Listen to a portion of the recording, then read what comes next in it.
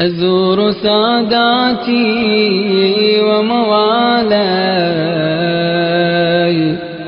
أئمة البقيع عليهم سلام الله، زيارة مني ونيابة عن والدي ووالد والداي وعن جميع المؤمنين والمؤمنات، طاعة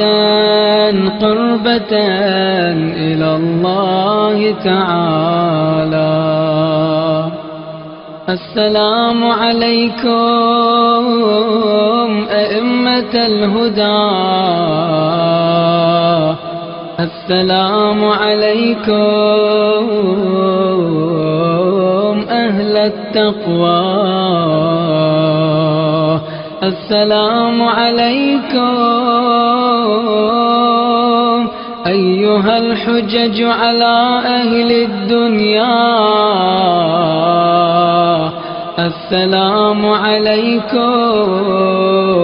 أيها القوام في البرية بالقسط، السلام عليكم أهل الصفوة، السلام عليكم آل رسول الله، السلام عليكم أهل النجوى، أشهد أنكم قد بلغتم ونصحتم وصبرتم في ذات الله، وكذبتم وأسيء إليكم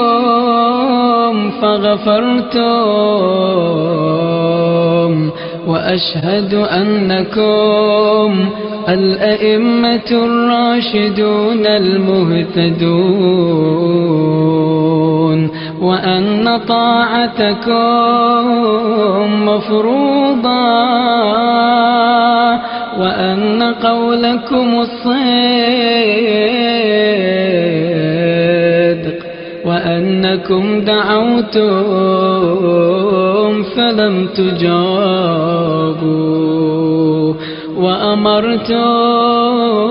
فلم تطاعوا، وأنكم دعائم الدين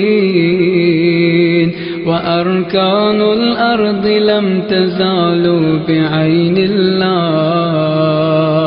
ينسخكم من أصلاب كل مطهر، وينقلكم من أرحام المطهرات، لم تدنسكم الجاهلية الجهلاء، ولم تشرك فيكم فتن الأهواء، طبتم وطاب منبتكم، من بكم علينا ديان الدين، فجعلكم في بيوت أذن الله أن ترفع ويذكر فيها اسمه، وجعل صلاتنا عليكم رحمة لنا وكفارة لذنوبنا، إذ اختاركم الله لنا وطيب خلقنا بما من علينا من ولايتكم، وكنا عنده مسمين بعلمكم، معترفين بتصديقنا إياكم،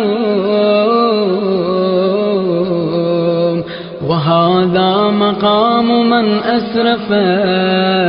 وأخطأ واستكان وأقر بما جنى ورجى بمقامه الخلاص، وأن يستنقذه بكم مستنقذ الهلكى من الردى، فكونوا لي شفعاء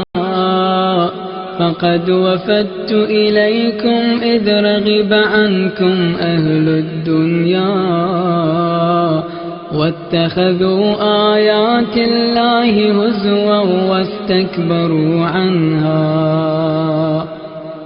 يا من هو قائم لا يسهو ودائم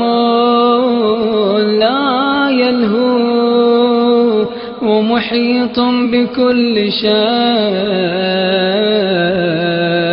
لك المن بما وفقتني وعرفتني بما أقمتني عليه،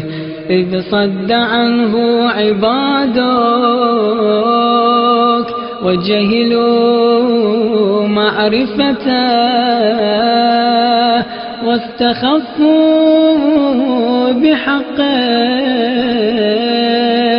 ومالوا إلى سواه، فكانت المنة منك علي مع أقوام خصصتهم بما خصصتني به، فلك الحمد إذ كنت عندك في مقامي هذا مذكورا مكتوبا، فلا تحرمني ما رجوت ولا تخيبني فيما دعوت، بحرمة محمد وآله الطاهرين، وصلى الله على محمد وآل محمد.